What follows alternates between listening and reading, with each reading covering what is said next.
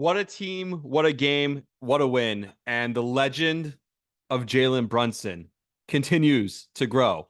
Welcome back to the Rami La Vie podcast. It's presented by Huga House. Use code Rami, RAMI, for 15% off your order. The link is in the description. On the 54th anniversary of the Willis Reed game, where he came out of the tunnel in game 7 when he wasn't supposed to play in the finals. And you've heard, obviously, probably talk about it so many times if you're a Knicks fan, how it just gave them the energy. It gave them the feeling like we can do this thing. And that's what happened for the Knicks in that second half. The way they started that second half after going down 12.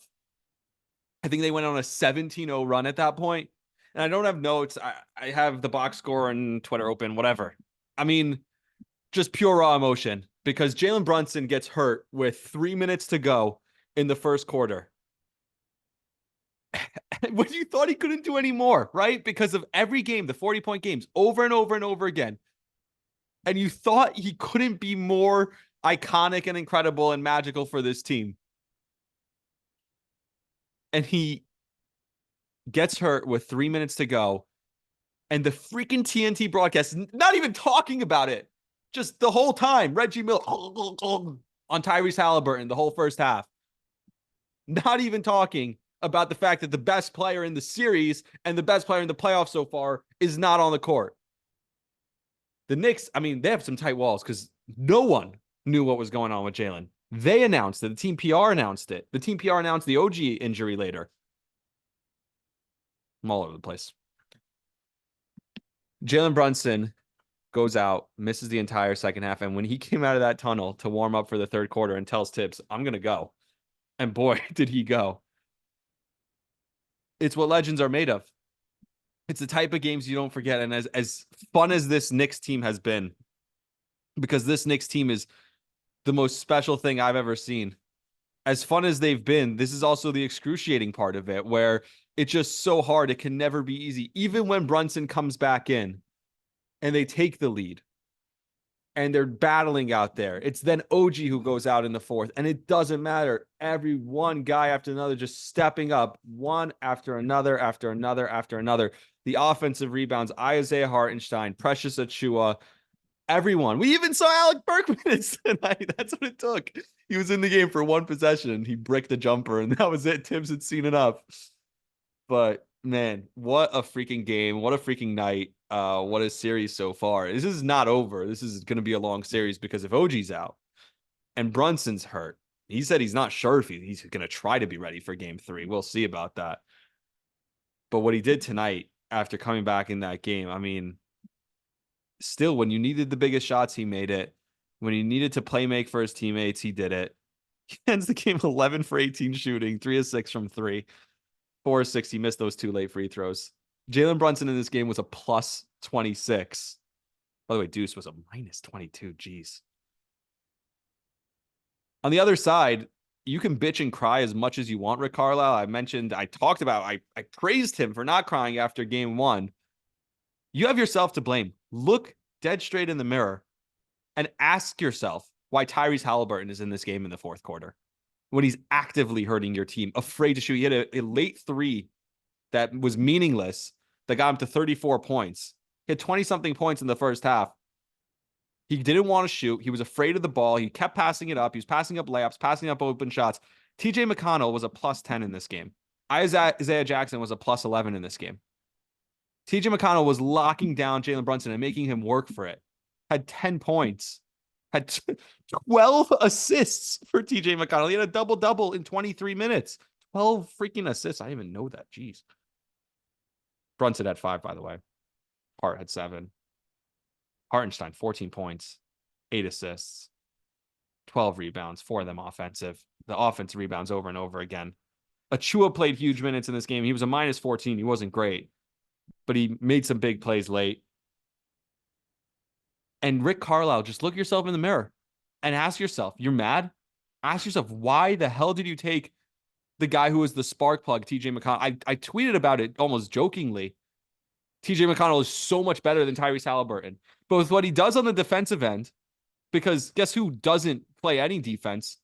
Tyrese Halliburton. So TJ McConnell on the defensive end, and then what he was doing offensively, they couldn't stop him. And it was leading to open shots for everyone. It wouldn't have mattered anyway. Because Jalen Brunson just again and again and again, when you needed him most, time and time again, this guy stepped up. It's what a superstar does. On one freaking foot, he comes out there and he steps up. And with no OG, with no Mitch, with no Julius, no Bogdanovich, doesn't freaking matter. This team, this is what you love about this team. It's infuriating because they just can't freaking stay healthy. And there were actually people who were blaming Tom Thibodeau. People, some of them were trolling the Knicks, like Spike Eskin. Some of them were actually, this is what happens. Too many minutes on these guys for a freak injury. My God. Blaming Tibbs for this. Well, they're not so well conditioned now. Ha ha ha. It's insane. It's insanity. Tom Thibodeau is the heart and soul. It's what gives this team the feeling and the confidence that they can now go out there and win these games. By the way, Josh Hart, just such a dog the whole game. And then he walks over to Reggie Miller in case he didn't hear it, because the whole crowd chanting, fuck you, Reggie, which whatever. And he deserves it. And the crowd there, thank you. You're doing our dirty work for us, because we're the ones who had to listen to him the whole time. So the MSG, the Garden crowd chanting, fuck you, Reggie, thank you. You guys are doing our work for us, because we're the ones who had to sit through his bullshit for 3 fucking hours. My God. It's atrocious. It's awful. And it wasn't just him dick riding the Pacers the whole time. It's him. It's freaking Stan Van Gundy. Every single time, the whole game, the whole breakdowns, it's like it's a Pacers home game. Here's what the Pacers have to do better. Here's what Rick Carlisle should do. Here's what they're doing great. Oh my God, how great is Tyrese Halliburton? Oh, enough. I get it. You put him there to troll Knicks fans. You did it to strum up some energy, some content, I don't know why you did it, but it's enough. And it was so bad. And I hate complaining about broadcasts 2 nights in a row, but I saw the Sportsnet broadcast of the Rangers game, by the way. It was incredible. I don't complain about every broadcast. If you're good, you're good. ESPN was awful. I didn't even notice that they had hit the button accidentally that said Carolina wins, Hurricanes win, or whatever, in middle of the first overtime against the Rangers last night. But TNT tonight, by actively making a decision to troll Knicks fans, it ended up way worse than I think what they intended, because it just felt unprofessional.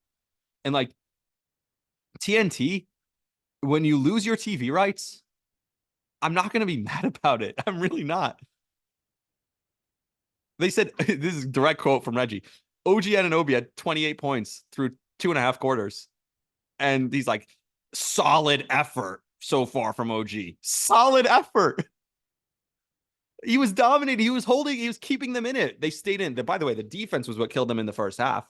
It wasn't, the Knicks defense killed them in the first half, and they came out and they played better defense. They clamped down. They got defensive rebounds. They got offensive rebounds. They moved their feet. They weren't giving up wide open threes anymore. They gave up 72 points in the first half. Of course they weren't going to win like that. So when they gave up 51 in the second half, you wonder why all of a sudden they won the game. Sorry, 48 in the second half, I think. Yeah, 48 in the second half. That's why they won. It's right there. It's pretty simple. 73 in the first half, I think. My eyes are terrible. And 48 in the second half. That's the difference in this game. The Knicks stepped it up on defense. But just so many different things for this team, time and time again. They come back, and that's Tom Thibodeau, that's Josh Hart, that's Jalen Brunson, that's Dante DiVincenzo, it's the Nova guys, it's Achua, it's Hartenstein. It's all these guys. And it wasn't even when Jalen was first trying to figure out if he could go, a big storyline in that game that Clyde always talks about was not that Willis Reed impacted the game so much when he came back. It's that he gave everyone else the confidence and the energy. Clyde was incredible in that game.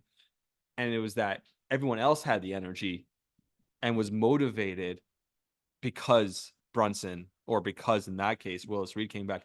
Jalen Brunson coming out for the second half and playing, it not only fueled the Knicks, but it broke the Pacers. They didn't know how to respond to that Knicks push. It was just unbelievable. And that's something special about this Knicks team. That's what's so special about this Knicks team. And they have more heart, more guts. If they keep playing in these close games, we see it now. They're 5-1, I think, in clutch games in this postseason. You keep playing in these close games and these tight games, they're going to win them more often than not. They just are. They're the better team when it comes down to it. Late in games. They've been in it so many times. They've done it so many times. They stay ready so they don't have to get ready. It's what this Knicks team is all about. It's just a special team right now. And it's why it's so fun to watch. It's emotional at times to watch them do the things they do. And the only guy, I tweeted this out, the only guy who has any dog, who has any heart in him on the Pacers is TJ McConnell. And he's sitting on the bench nodding like, yeah, I know. I'd love to be in this game right now. And Rick Carlisle has only himself to blame. So Jalen Brunson, I mean, I'm forgetting a million things probably. Just just a crazy game. And I tweeted out, by the way, no one, I think I was like the first person to tweet out on the anniversary of Willis 3 game. The Knicks desperately need Brunson to emerge from that tunnel. Uh yeah, that was something. I'm gonna go like digest that, watch some post game. Maybe tomorrow I'll have some more thoughts, more coherent thoughts, I hope. But just everything about that game was awesome. I mean, this is what you love about the Knicks. I hope OG's okay. I'll find out. I hope DiVincenzo or Jalen Brunson is actually okay and he can play. We'll see. I don't know, but this team just refuses to quit, just refuses to die. It's why you love this team. I mean, I didn't know you can love a professional sports team and really Jalen Brunson like this. It's crazy. I'm gonna go watch the MSG post game because I've had enough of the TNT crew. I mean, that coverage, irresponsible coverage. By the way, Aaron Judge is back. Hey, that's all. While we're all distracted with basketball, Aaron Judge is back. Cool. All right. I don't think I have anything else for you today. What else is there to say? I mean, I wrote some stuff down. Who knows? We'll break it all down maybe tomorrow because I mean, I'm just a lot to digest. Let's go Knicks. Still going to be a long series. Still have to go to Indiana. Still have to win some games. I'd like some less tight games, which, by the way, this game would have been, I truly think this game would have been a blowout if Brunson doesn't get hurt. Again, Jalen Brunson, I said it before, I think he was a plus 26. Plus 26. The Knicks won by 9. Right? So, Knicks minus 17 when he's out of the game. I'll tell you, if he had played this whole game, the Knicks would have blown them out.